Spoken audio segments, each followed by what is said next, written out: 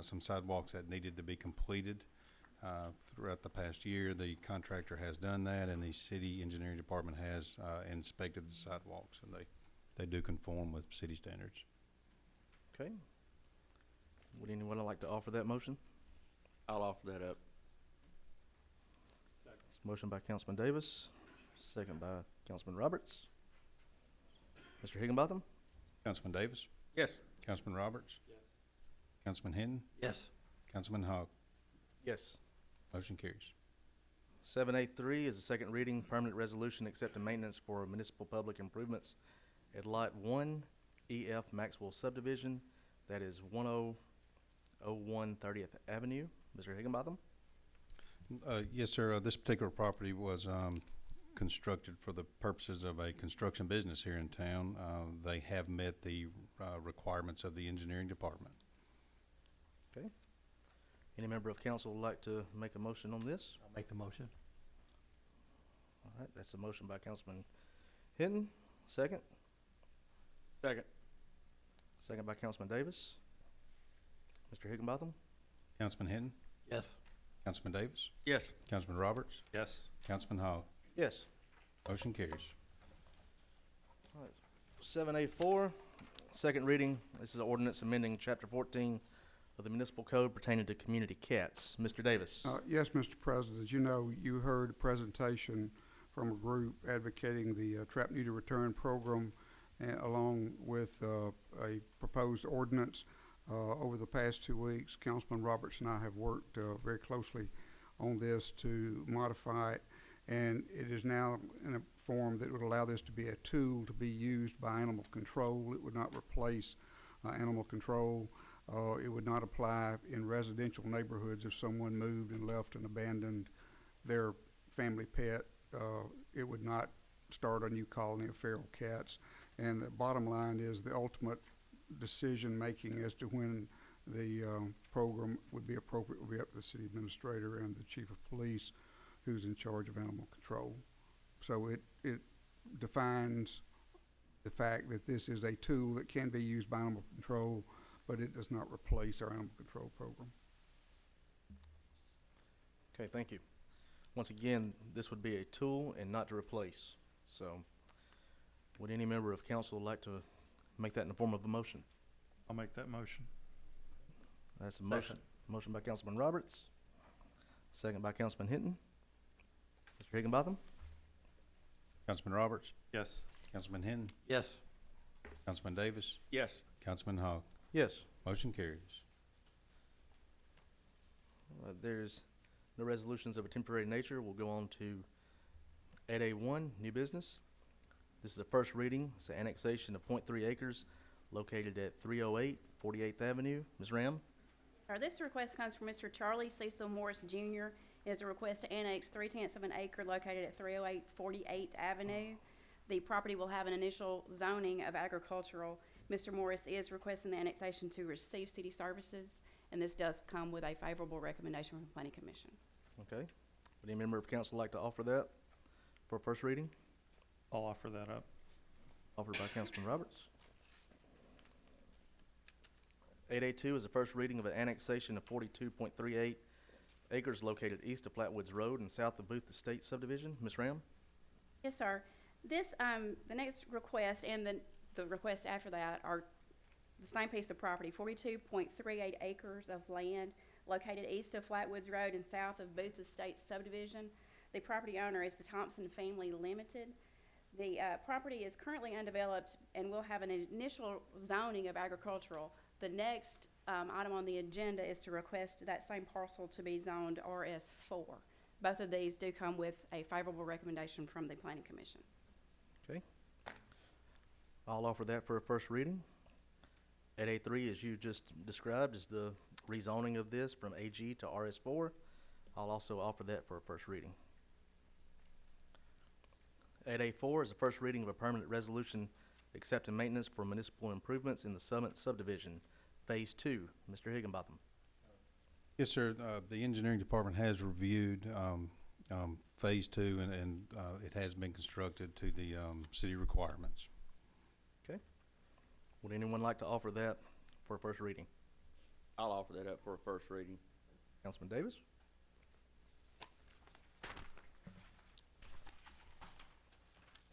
Eight B one is a resolution of temporary nature. This resolution is declaring certain equipment and item surplus and authorizing their disposal. Chief Marshal. Yes, sir, Mayor and members of council. This is for a couple items ranging from a broken refrigerator to a damaged radio that have reached their useful life. Okay. Any member of council would like to make a motion on that? I'll make that motion. Councilman Roberts, motion. Second by Second. Councilman Hinton. Mr. Higginbotham. Councilman Roberts, Yes. Councilman Hinton, Yes. Councilman Davis, Yes. Councilman Hogg. Yes. Motion carries.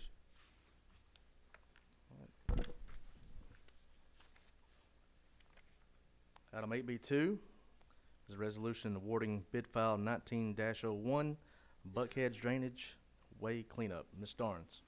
Yes, sir. Public Works received bids for the Buckhead Drainage Way cleanup. Shady Oaks Lawn Landscaping was the low bidder. This is a 12-month bid, and it's 4 cycles per year. Any member of council like to make the motion to approve? I'll make the motion. Motion to approve by Councilman Hinton, Second. second by Councilman Roberts. Mr. Higginbotham? Councilman Hinton, Yes. Councilman Roberts, Yes. Councilman Davis, Yes. Councilman Hogg. Yes. Motion carries. AB three is resolution awarding bid file 19-02 herbicide bid. Ms. Starnes? Yes, sir. Public Works received bids for herbicide treatment for drainage ways in the levee.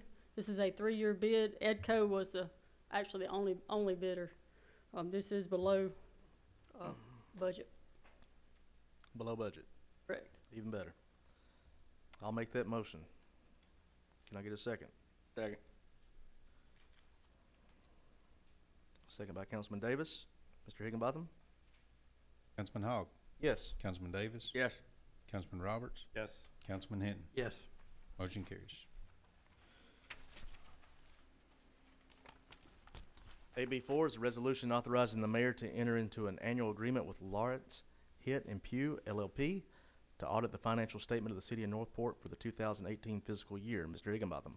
Sir, we would ask that you consider moving forward with Lawrence Hitt and Pugh LLP for the City of Northport's 2018 fiscal year audit. They performed the 2017 audit that you received a report on at the last meeting.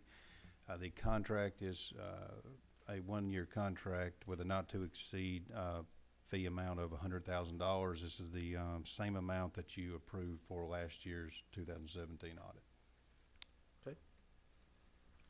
Any member of council would like to make that motion? I'll make that motion. Motion by Councilman Davis, Second. second by Councilman Roberts. Mr. Higginbotham? Councilman Davis? Yes. Councilman Roberts? Yes. Councilman Hinton? Yes. Councilman Hogg. Yes. Motion carries. AB five is a resolution authorizing the city administrator to negotiate a contract with Cassidy Company for the Charlie Shirley Water Tank Rehabilitation. Mr. Webb? Yes, Mayor, members of council. The item before you and the following 3 are part of the approved 2019 capital improvements budget. This item will do a refurbishment of a water tank that's over 40 years old. And the majority that will be painting of the tank and looking to bring it up to modern codes and modern standards. Any member of council would like to make a motion? I'll make that motion. Motion by Councilman Roberts. Second. Second by Councilman Hinton. Mr. Higginbotham? Councilman Roberts? Yes. Councilman Hinton? Yes. Councilman Davis? Yes. Councilman Hogg. Yes. Motion carries. Also, 8B6 is a resolution authorizing the city administrator to negotiate a contract with Cassidy Company for Union Chapel Pump Station number 9 replacement. Mr. Webb? This pump station is over 40 years old. It's reached its useful and repairable life. This contract before you will provide contract documents to bid the replacement of this pump station. Any member of council would like to make a motion on this? I'll make that motion. That's a motion by Councilman Davis, Second. second by Councilman Roberts. Mr. Higginbotham? Councilman Davis, Yes. Councilman Roberts, Yes. Councilman Hinton, Yes. Councilman Hogg. Yes. Motion carries. 8B7, a resolution authorizing the city administrator to negotiate a contract with Cassidy Company for pump station number 2, infiltration, inflow, drainage basin, phase 1. Mr. Webb. Yes, this drainage basin generally consists of everything from Kentuck Park all the way up through Biscayne Hills, and it even gets pumped from Highland Park and the Summit, that whole area in between that. During rain events, we're seeing several times the base flow results in several sanitary sewer overflows in this area. This contract will be an evaluation of this system to find out the areas that need repair. Okay. Any member of council like to offer this for a motion? I'll make the motion. It's a motion by Councilman Hinton. Can I get a Second. Second by Councilman Roberts. Mr. Higginbotham? Councilman Hinton, Yes. Councilman Roberts, Yes. Councilman Davis, Yes. Councilman Hogg. Yes. Motion carries. 8B8 is a resolution authorizing the city administrator to negotiate a contract with Cassidy Company for pump station number 3, infiltration, inflow, drainage basin, phase 1. Mr. Webb. Yes, this is a similar project. This will be everything west of town, west of the area we just spoke of. This also includes the areas that's just been annexed into the city with additional inflows, and this area has also received several times the base flow during rain events and had some overflows in this area, and this will help mitigate the problems we've had on this system. Okay, thank you. Any member of council would like to make a motion to approve this resolution? I'll offer that up. That's a motion by Councilman Davis, I'll second. second by Councilman Roberts. Mr. Higginbotham? Councilman Davis, Yes. Councilman Roberts, Yes. Councilman Hinton, Yes. Councilman Hogg. Yes. Motion carries. 8B9 is a resolution approving the annual report of the Identity Theft Prevention Plan. Mr. Webb? Yes, approximately 10 years ago, the Federal Trade Commission required an identity theft protection program for municipalities that have a water system and through the billing office. Part of the report, part of the requirements, we have to do an annual report to the council on the effectiveness of the program, and we also have to recommend any recommended changes to the program. I'm pleased to let y'all know tonight that over the past 12 months, we have not experienced any identity theft problems, either in our billing office or with our third-party billing company. At this time, we're not recommending any changes to the current program. Okay. Any member of council would like to make a motion on the resolution approving the annual report of the Identity Theft Prevention Plan? I'll make that motion. Motion by Councilman Davis, Second. second by Councilman Hinton. Mr. Higginbotham? Councilman Davis, Yes. Councilman Hinton, Yes. Councilman Roberts, Yes. Councilman Hogg. Yes. Motion carries.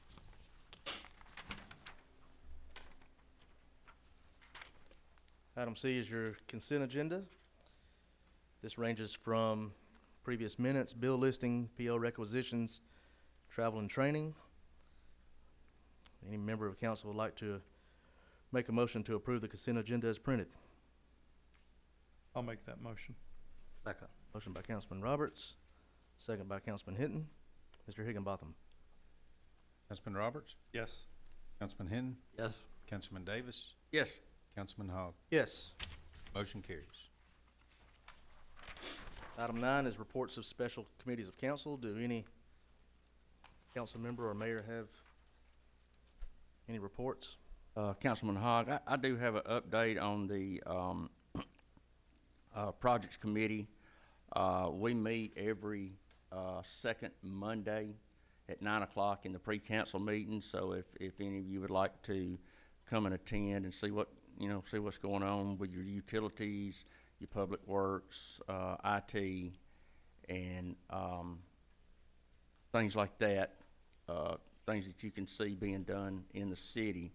I will tell you that on January 28th, I don't know if any of you know, but our 911 center used to be on the first floor of the police department, and on the 28th of January, they have been moved to the new 911 center. If anybody knows where that is, it's out on the Rose Boulevard, just north of 82, about 2 miles on the right. So all of our dispatchers are out there now.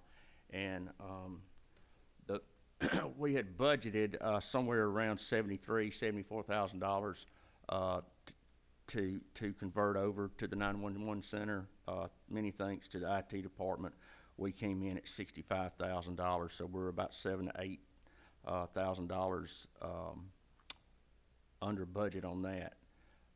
And this is attributed mainly to the reduction of all comm costs associated with the work because of the work efforts of the Assistant IT Director, Jonathan Fikes. So many thanks to Mr. Fikes for your works on that. And they will continue to work with other local agencies to share technology and resources to streamline delivery of the emergency services to the citizens of Northport. So, Mr. Murphy and Mr. Fikes, many thanks to you for what y'all do for the 911 center and the rest of Northport. That's all I have. Thanks, Councilman Davis. We all appreciate what you do with the Projects Committee and your leadership, so thank you for that. Number 10 is public hearings. We have one public hearing listed, that is declaring a beaver dam a public nuisance. I'll turn this over to Mr. Davis. Yes, Mr. Pro Tem, I'd suggest letting the city staff, which would be myself, Julie Ram, acting city planner, and Chief Burton, kind of give everyone a background of where we are. And then I would suggest you open the matter up for public comment. And the property owner, Mr. Taylor, I believe is here tonight. We could hear from him as well. Then after that point, I would suggest we close the public hearing and then allow the elected officials to discuss it and ask questions and discuss it among yourselves. And then at that point, you'd be ready to vote, if it's your pleasure, as to determine whether or not this beaver dam is a public nuisance. As by way of background, I've been city attorney most of the time since the mid-1980s, and about all the time we've had a contract with the U.S. Department of Agriculture to deal with beavers, beaver dams, things of that nature. So that is not uncommon, and we have had this need in various areas in and around the city. But this is the first time in those 40 years that I recall us having to actually have a public hearing, and this is to determine if this is a public nuisance, and if so, authorize us to move forward to abate this or remedy this public nuisance, hopefully by negotiation, if not by litigation. The city last year entered it, well, I'll take that back, and last year entered into a 5-year agreement with the Department of Agriculture for the control of beavers and other undesirable animals. And the reason is what we have here is they will make a dam sometimes where it causes problems for other people. This particular area is on the land that is owned by Mr. Taylor at 13571 Pine Hill Road in Northport. This particular property is surrounded by 3 populated subdivisions of the city. It's south of Forest Glen Gardens, Section 3, east of Huntington Forest, and west of Bristol Park. And in a minute, Ms. Ram can show you better how that's situated. It has grown in size now to the point where it's actually encroached into the city limits onto the property owner's backyard. It is a large, stagnant pool of water, several acres in size. We have tried to have the matter dealt with by going on other property owners' property, but the person that the federal government has approved to do this has indicated he is unable to complete the project without access to Mr. Taylor's property. I think Chief Burton and others have been in touch with Mr. Taylor. Up to this point, he's refused to grant this access. So what we're going to ask to do, if you in fact declare this as a public nuisance after listening to what the staff has to say, and listening to the public and to Mr. Taylor if he wishes to speak. If you declare it a public nuisance, authorize the city administrator to attempt to negotiate with him one final time to avoid the necessity of litigation. But if not, then authorize me to proceed to file suit in the circuit court to allow us to have access. And again, all this would be done totally at the city's expense. If there was any damage to Mr. Taylor's property, it would be repaired again at city expense. The problem is this has now gotten so large, it is killing trees. It's a breeding ground for mosquitoes, snakes. It's now so large. It's now within the city limits. It's on the back parts of residents, primarily located in Forest Glen Gardens Section 3. So Ms. Ram has put together a presentation that gives you a better idea than what I can describe. Like I said, my role primarily is getting access so that we can try to address this situation. I'll turn it over to Ms. Ram. Okay. The map that we have shown here, this is the subject property that's outlined in red. This is Forest Glen Gardens. Forest Glen subdivision is located here. This is Bristol Park subdivision, and this is the forest that's located off of Mitt-Larry. This is Mitt-Larry here, and this is Highway 69, just to kind of orient everyone. This next slide is just the same map. It just has the satellite image taken off. Again, this is the subject property located, highlighted in red. This is a closer up view of Mr. Taylor's property located here. This is Forest Glen Gardens. As you can tell, the properties in Forest Glen Gardens, these here in particular, their property goes beyond their fence line. Their fence line is right in here, and their actual property boundary is this purple line. It comes down this green line. And that's the area where part of the backup waters is encroaching on the city limit property. This is one view. I believe this is the Embry House. That they're located in Forest Glen, and these are the other properties that are in Forest Glen Gardens. This is, as you can tell, the water that's backing up here.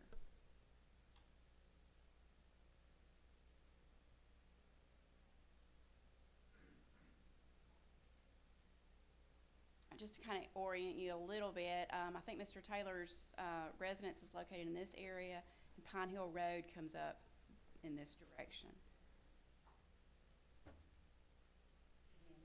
Forest Glen Gardens on the left-hand side, and Mr. Taylor's residence on the right-hand side. Now we're getting a little bit closer to the actual dam itself. Back to the south.